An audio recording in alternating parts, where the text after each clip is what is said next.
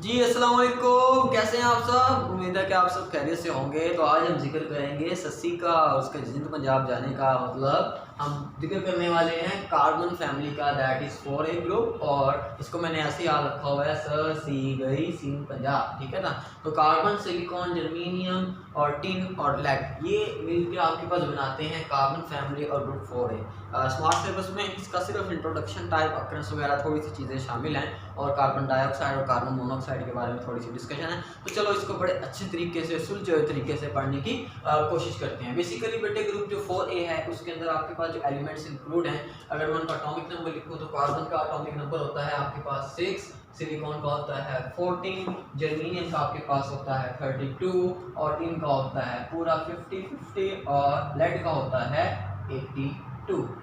तो ये आपके पास हो गया एटॉमिक नंबर। अगर मैं इनके इलेक्ट्रॉनिक कॉन्फ़िगरेशन करता हूँ तो आपके पास क्या आती है, देखो मैंने वैल्यू भी बताया था। एक ग्रुप की अगर याद करोगे तो बड़ी आसान हो जाएगी। क्या था, हीना, नीना और करीना का एक्स रंगीला या एक्स रंगीला, जो भी कहना चाहें।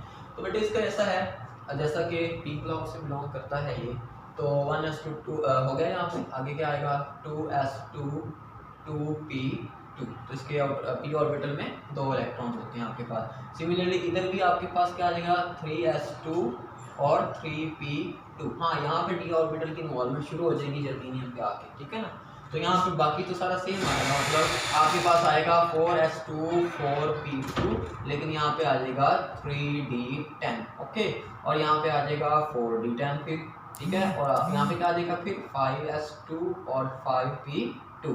सिमिलरली यहाँ पे आ जाएगा 6s2 और आपके पास आ जाएगा फिर 6p का भी 2, लेकिन यहाँ पे क्या आ जाएगा 5d10।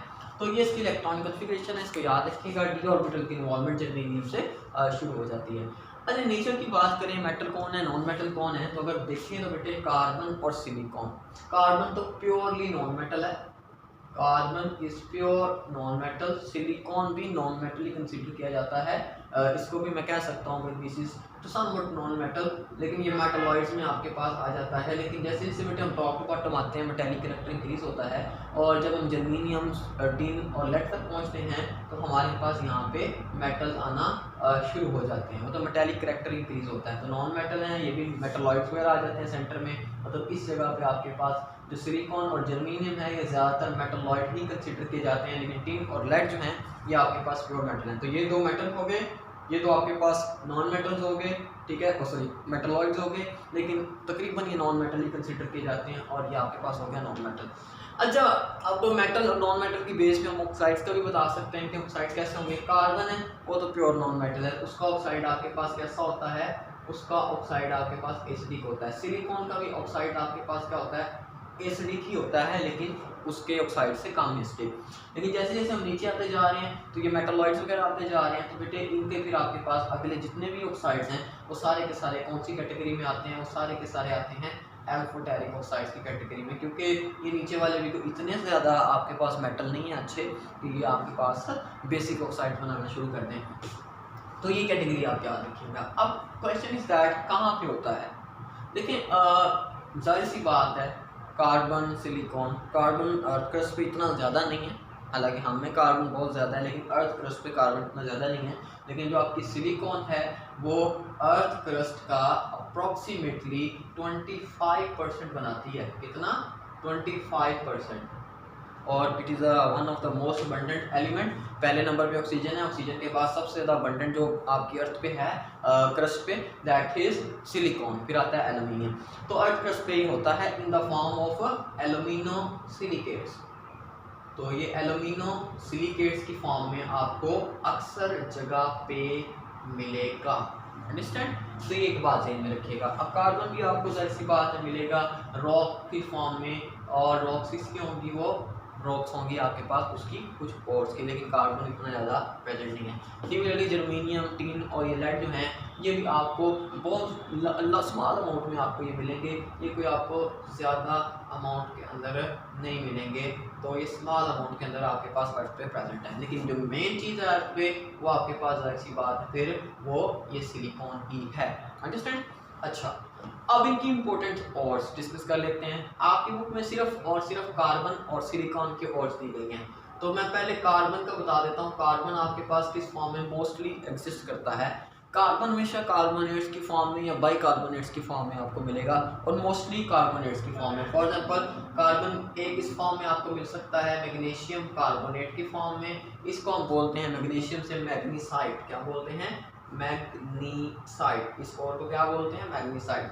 सिमिलरली या तो आपको कार्बन इस फॉर्म में मिलेगा या फिर आपको ये मिलेगा मैग्नीशियम कार्बोनेट ही, लेकिन इसके साथ आपके पास कैल्शियम कार्बोनेट भी होगा, ठीक है ना। अगर ये इकट्ठा मिले आपको तो फिर वो जो आपके पास रॉक होती है या जो आपके पास और होती है उसे बोलते हैं डोलोमाइट। क्या बोलते हैं भाई? डोलोमाइट। अच्छा, अब उसके बाद आगे चलते हैं। आपके पास अगर ये कैल्शियम कार्बोनेट इकट्ठा हो तो इसे फिर हम क्या बोलते हैं? इसे हम बोलते हैं लाइमस्टोन। इसे क्या बोलेंगे? लाइमस्टोन। लाइमस्टोन भी कहते हैं। अगर मैं इसका एक और नाम बता दूं, इसका एक और नाम है, हाँ जी, कैल्साइट। इसको हम कैल्साइट भी कह सकते हैं।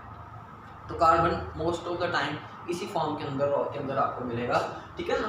तो ये आपके पास होगी कार्बन की बात। अच्छा, अब सिलिकॉन की भी कुछ आपकी बुक में बातें हैं कि सिलिकॉन जो है वो किस किस फॉर्म के अंदर आपको मिल सकती है। अच्छा, सिलिकॉन की बहुत सारी इंपॉर्टेंट फॉर्म है। सिलिकॉन आपको मिलेगी टैल्क या सोपस्टोन की फॉर्म में। अब टैल्क या सोपस्टोन असल में वो टैल्कम पाउडर होता है ना, वो असल में इसी से बनाया जाता है। इसका फार्मूला होता है H3 नहीं है, H2 है, Mg3 है, ओके।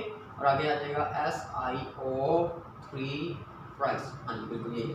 तो दिस इज टैल्क या सोपस्टोन, इस फॉर्म में आपको मिलेगा। या फिर आपके पास क्ले की एक फॉर्म होती है that is called as kaolin, असल में क्ले ही होती है, इस फॉर्म में भी आपको मिल सकता है। ये क्या है आपके पास? ये है हाइड्रोजन एल्यूमिनियम सिलिकेट। ये हाइड्रोजन एल्यूमिनियम सिलिकेट है विद वाटर। यहाँ पे आपके पास है 2। वो है हाइड्रोजन मैग्नीशियम सिलिकेट, ये हाइड्रोजन एल्यूमिनियम सिलिकेट काओलिन जो आपके पास है। इसके अलावा एस्बेस्टस है। अब ये चैप्टर नंबर 2 वाले कुछ फार्मूलाज बार बार रिपीट हो रहे हैं, ठीक है। अच्छा, एस्बेस्टस किस फॉर्म में होता है? एस्बेस्टस में कैल्शियम मैग्नीशियम सिलिकेट को कहते हैं। अगर मैं इसको फार्मूला इसको बैलेंस करके लिख दूँ तो यहाँ पे आ जाएगा 3। और एक आखिरी चीज़ जो बच गई दैट इज जियोलाइट। जियोलाइट एक बड़ी इंपॉर्टेंट चीज़ है। इसको हम वाटर को सॉफ्ट करने के लिए यूज़ करते हैं। इसमें आपके पास क्या होता है? ये होता है sodium aluminium silicate plus water, SiO3, और ये होते हैं 2 और 1 वाटर मॉलिक्यूल हो गया। तो ये आपके पास इंपॉर्टेंट ऑर्स हैं जिसकी फॉर्म में ये एग्जिस्ट करता है। अच्छा, मैं थोड़ी सी और बातें कर लूँ। देखो, जैसे जैसे हम टॉप टू बॉटम आते हैं तो हमारे पास ना इनर्ट पेयर इफेक्ट बढ़ता है। Now what is inert pair effect? ये शॉर्ट क्वेश्चन के तौर पे आ सकता है।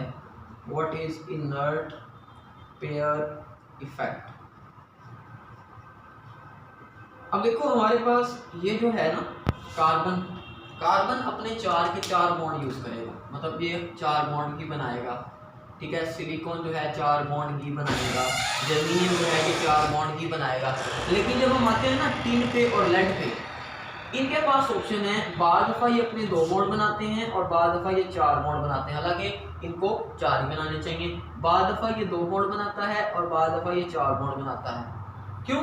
क्योंकि जो आपके पास टिन है और लेड है, देखो जैसे जैसे हम टॉप टू बॉटम आएंगे ना, जैसे जैसे टॉप टू बॉटम आएंगे तो हमारे पास किसी भी एलिमेंट की एबिलिटी बढ़ती चली जाती है। क्या? कौन सी एबिलिटी? कि वो अपने लोन पेयर को रख सके। तो लोन पेयर रखने की जो एबिलिटी होती है इसको बोलते हैं इनर्ट पेयर इफेक्ट, ठीक है ना। मतलब वो आपके पास इलेक्ट्रॉन्स का पेयर जो इनर्ट बिहेव करता है, मतलब वो बॉन्डिंग में हिस्सा नहीं लेता। जैसा कि आपके पास टिन है, वो आपके पास SnCl2 भी बना सकता है, वो आपके पास SnCl4 भी बना सकता है, उसके पास ऑप्शंस हैं, ठीक है ना। लेकिन जब वो SnCl2 की फॉर्म में है तो उसके ऊपर ये लोन पेयर वैसे का वैसे ही बचा हुआ है, ठीक है ना। अब ये जो लोन पेयर बचा हुआ है जिसने बॉन्डिंग में हिस्सा नहीं लिया, this is called as inert pair. इसको क्या बोलेंगे? इनर्ट पेयर, मतलब वो वाले इलेक्ट्रॉन्स का पेयर जिन्होंने बॉन्डिंग में हिस्सा नहीं लिया। अब जैसे जैसे हम टॉप टू बॉटम आते हैं तो इनर्ट पेयर इफेक्ट पड़ता है, और जो टिन है और जो लेड है ये आपके पास इस तरह से +2 और +4 ऑक्सीडेशन स्टेट में एग्जिस्ट कर सकते हैं। सिमिलरली आप PbCl2 भी लिख सकते हैं, मतलब आपके पास PbCl2 भी होता है, ठीक है, और आपके पास PbCl4 भी होता है, ठीक है ना। अब इनके अंदर ये एबिलिटी है कि अपने अंदर एक इलेक्ट्रॉन का पेयर इनर्ट रख सकते हैं, एक ऐसा इलेक्ट्रॉन का पेयर रख सकते हैं जो कि बॉन्डिंग में हिस्सा नहीं लेता, तो इसको बोलते हैं इनर्ट पेयर इफेक्ट, ठीक है। लेकिन कार्बन, सिलिकॉन और जर्मेनियम में आप कभी उसके ऊपर लोन पेयर नहीं देखेंगे, वो लोन पेयर रखना पसंद नहीं करते, वो कोशिश करते हैं कि वो 4 के 4 बॉन्ड ही बनाएं नॉर्मल कंडीशन में, but this is called as inert pair effect. अच्छा, थोड़ा सा ना कंपैरिजन कर लेते हैं कार्बन और सिलिकॉन का। बेसिकली हमारा जो कंसर्न है ना वो कार्बन और सिलिकॉन तक है। अब जो कार्बन है ना, कार्बन की एक बड़ी ही यूनिक प्रॉपर्टी है कार्बन की। कार्बन की यूनिक प्रॉपर्टी क्या है? कार्बन करता है कैटिनेशन। क्या करता है कार्बन? कैटिनेशन। अब कैटिनेशन चैप्टर 7 के अंदर भी पढ़ा था कि this is the self linking property of carbon is called catenation. अब कार्बन कैटिनेशन करके अपने जैसे कार्बन के साथ लंबी चेन्स बना सकता है।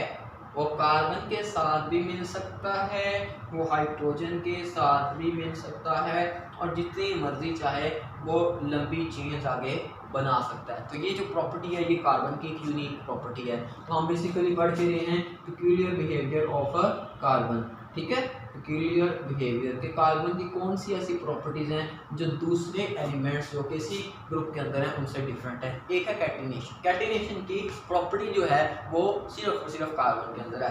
दूसरी जो इम्पोर्टेंट चीज़ है वो ये है कि कार्बन जो है वो नॉन मेटल है, वो अपने इलेक्ट्रॉन लॉस करना नहीं चाहता बल्कि वो अपने इलेक्ट्रॉन को शेयर करना चाहता है।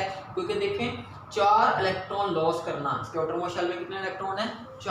4 इलेक्ट्रॉन लॉस करना आसान नहीं है। पहला इलेक्ट्रॉन लॉस करेंगे, चलो एनर्जी आ गई। सेकंड आयोनाइजेशन एनर्जी ज़्यादा होती है, नहीं आएगी। फोर्थ आयोनाइजेशन एनर्जी लाने के लिए तो हमें बहुत ज़्यादा एनर्जी चाहिए जो कि पॉसिबल ही नहीं है, ना ही ये 4 इलेक्ट्रॉन गेन कर सकता है। फिर ये 4 इलेक्ट्रॉन अपने क्या करता है? शेयर करता है। तो मतलब जो आपके पास कार्बन होता है फिर हमेशा कौन सा बॉन्ड बनाता है? ये हमेशा आपके पास कोवलेंट बॉन्ड ही आपको बनाता नजर आएगा, कभी आयनिक बॉन्ड नहीं बनाएगा। ये कार्बन की यूनिक प्रॉपर्टी है। अच्छा, सिलिकॉन जो है ना आपका, ये सिलिकॉन ज़्यादातर आपको ऑक्सीजन के साथ मिलेगा, ऑक्सीजन के साथ। अब ऑक्सीजन के साथ ये जो सिलिकॉन होता है ना ये कंपाउंड्स बना सकता है। मतलब देखें, अब मैं थोड़ा सा सिलिकॉन की बात कर दूं कि सिलिकॉन आपके पास क्या क्या कर सकता है। सिलिकॉन की एक सिंपल सी बात बस ध्यान में रखें कि सिलिकॉन भी थोड़ी बहुत सम एक्सटेंड ये भी पॉलीमराइजेशन कर सकता है, बड़े बड़े मॉलिक्यूल बना सकता है, बनाता भी है। लेकिन ऐसा नहीं जैसे कार्बन में आता है कि आपस में जुड़ते जा रहे हैं। इसके अंदर कुछ है, मतलब क्या, इसके अंदर अगर ऑक्सीजन आ जाए, मतलब ये सिलिकॉन है, सिलिकॉन क्या करता है? ऑक्सीजन को अटैच करता है ऐसे, अपने साथ किसको अटैच करता है? ऑक्सीजन को अटैच करता है, कुछ ऐसे, ये ठीक है ना। SiO4, क्या इस फॉर्म में? SiO4, अभी मैंने एक यूनिट लिखा, ये SiO4 है। अब इसी के आगे फिर सिलिकॉन जुड़ा होता है और ये ऑक्सीजन, ठीक है, ये ऑक्सीजन, फिर आगे वही सिलिकॉन, फिर ऑक्सीजन और ये ऑक्सीजन, मतलब ये चलता जाता है। मतलब ये इस तरह के मॉलिक्यूल आपके पास बनाने की एबिलिटी रखता है। इसको भी कहते हैं टू सम एक्सटेंट कैटिनेशन, लेकिन ये आपस में मॉलिक्यूल्स की नहीं है। लेकिन अगर सिलिकॉन के ऑक्सीजन आ जाए साथ तो ये इस तरह के मॉलिक्यूल बना सकता है। अब इसका अगर हम जनरल फार्मूला निकालते हैं ओवरऑल तो वो SiO2 ही निकलना, दैट इज योर सिलिकॉन। अब सिलिकॉन आपके पास जो है बेटे वो किसी बहुत सारे डिफरेंट फॉर्म्स के अंदर एग्जिस्ट कर सकता है। उसकी अकरेंस को अगर देखा जाए, एक तो अकरेंस पे वो एग्जिस्ट करता ही है। अगर मैं इसके अकरेंस को देखूँ ना, एक और अगर मैं चीज़ यहाँ पे लिखना चाहूँ तो बेटे ये क्वार्ट्ज की फॉर्म में एग्जिस्ट करता है। किस फॉर्म में? क्वार्ट्ज जो होते हैं वो स्पेसिफिक और स्पेशल फॉर्म है जिसकी फॉर्म में ये सिलिकॉन जो है वो एग्जिस्ट करता है। अब क्वार्ट्ज की ना बहुत सारी टाइप्स हैं, ठीक ना। क्वार्ट्ज कैसा होता है? क्वार्ट्ज बिल्कुल ऐसे प्यारा सा एक क्रिस्टल होता है, क्रिस्टलाइन सॉलिड है ये। और ये सिलिकॉन और ऑक्सीजन के मिलने से ऐसी जब वो लेयर्स बनाते हैं और बड़े लंबे चौड़ी बॉन्डिंग करते हैं तो उसके मिलने से आपके पास बनता है। अब इसकी बहुत सारी टाइप हैं, लाइक हमारे पास रॉक साल्ट हो सकता है, लाइक हमारे पास रॉक क्रिस्टल हो सकता है। इसके अलावा हमारे पास स्मोकी आपके पास क्वार्ट्स होते हैं, इसके अलावा रोज क्वार्ट्स होते हैं, मिल्की क्वार्ट्स होते हैं, मतलब बहुत सारे क्वार्ट्स होते हैं। अब क्वार्ट्स को मैं आपको समझाने के लिए एक एग्जाम्पल दे देता हूँ। ओपल क्या होता है? मोती, अब ये मोती कहाँ से आते हैं? मोती समंदर से निकालती हैं, सिपियाँ आती हैं उनसे। अब वो ओपल होता क्या है? ओपल या जो मोती होता है वो असल में सिलिकॉन का क्रिस्टल है, ये क्वार्ट्ज है। ये ऐसा क्वार्ट्ज है, मतलब जब सिलिकॉन रेत जिसे कहते हैं आप सिलिका, उसके साथ वाटर मिल जाता है और सिप्पी के अंदर वो रेत के ज़र्रात इकट्ठे होकर कुछ रिएक्शंस होते हैं और उसके रिजल्ट में आपके पास ये मोती बनता है। तो ओपल जो होता है इसको फिर हम बोलते हैं this is the hydrated quartz. ये क्या है? हाइड्रेटेड क्वार्ट्ज है। असल में ये सिलिकॉन का ही एक कंपाउंड है जो मोती है आपके पास, ठीक है ना। तो सिलिकॉन की अक्रेंस की अगर बात करें तो सिलिकॉन इस फॉर्म के अंदर एग्जिस्ट करता है।